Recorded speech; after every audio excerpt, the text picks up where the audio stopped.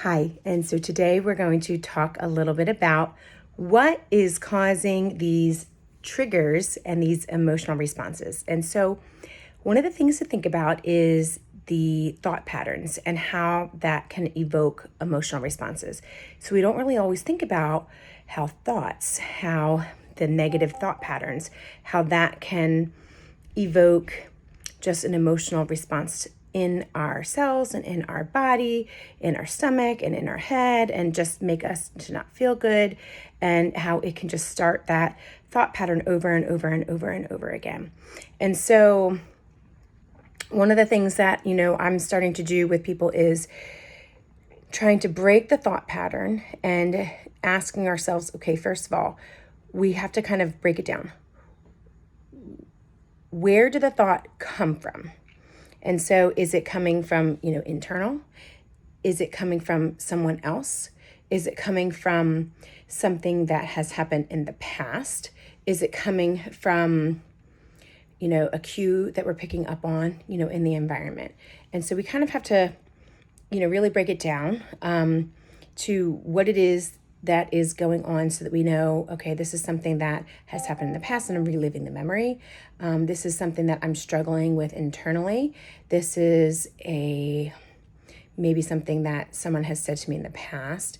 This is something that maybe I've seen other people struggling with.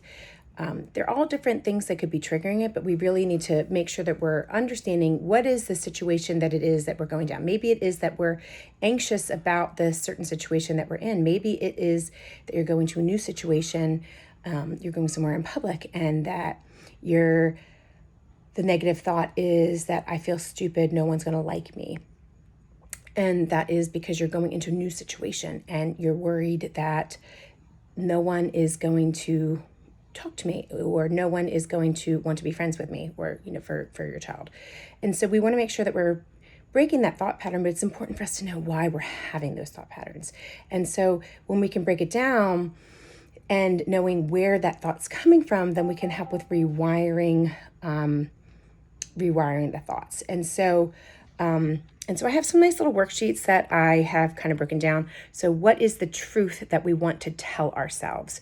And so it might be, I make friends easily, or I am building my confidence, or it might be, I'm going to make new friends today, or I am working on speaking up for myself. We want to make sure that we are speaking what it is that we want to see. Okay, but we can't do that if we don't know what it is that we're struggling with.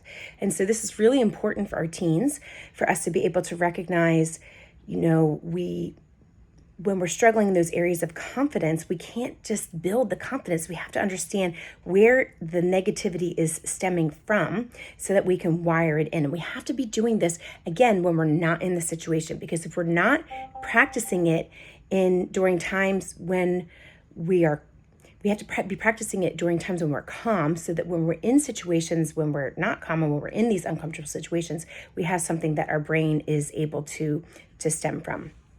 And so, and again, that's where I created these nice little worksheets, because it's very helpful for us to be able to, for them to be able to figure it out, and for really to be able to break it down, so that way they have a little bit of an idea. Because most of the time when you ask them, why do you feel that way? I don't know. They have no idea.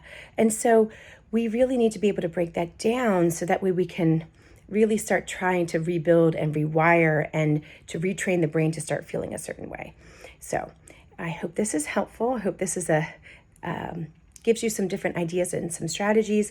And if you are interested in getting my worksheet, I'll be more than happy to send that to you.